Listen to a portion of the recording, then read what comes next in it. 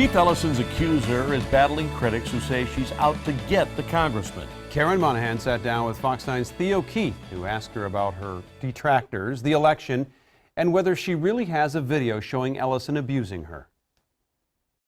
In the 10 weeks since Karen Monahan went public with her allegations, she has gained both supporters and many critics, some of whom say she's just playing politics. That's where we started our interview. You're speaking out again right before the general election, of which Keith Ellison is in a tight race for Attorney General. First of all, is there ever a good time to break your silence for anyone? No.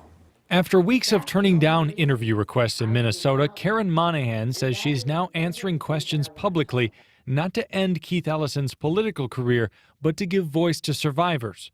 I would not be here talking with you or anyone else had the smears, the lies, the bullying, and intimidation had that not occurred. Monahan says Ellison physically and emotionally abused her. Her most vivid allegation is that Ellison dragged her from a bed in 2016.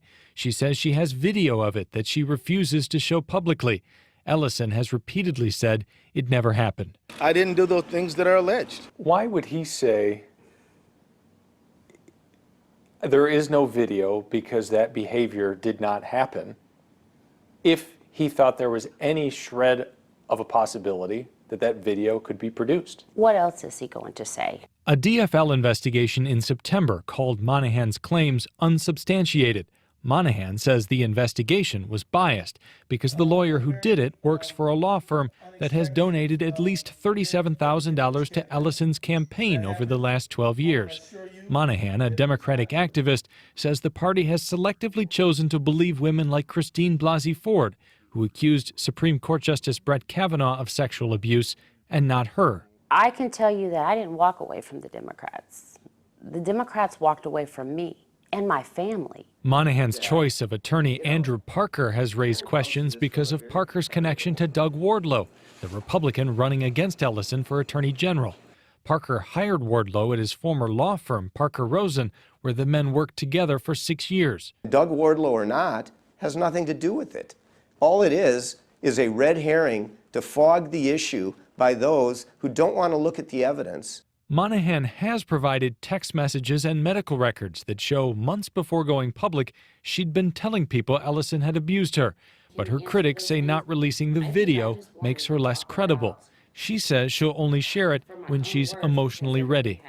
I could get into my ego and say, oh yeah, I'll show you, boom. But then I'm stepping out of my own integrity.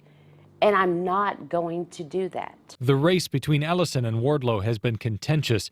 Ellison trails by 7 points in the latest Star Tribune NPR poll, and 1 out of 6 voters say they don't know who they'll vote for. Do you want him to lose the election? I am not invested in this election at all. I'm not voting in that election. And that's what I have to say about that.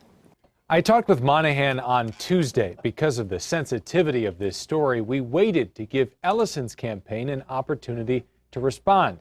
Ellison's campaign did not make the candidate available, instead pointing us to Ellison's previous comment that the DFL's investigation had been thorough, independent, and fair. THEO, Fox 9.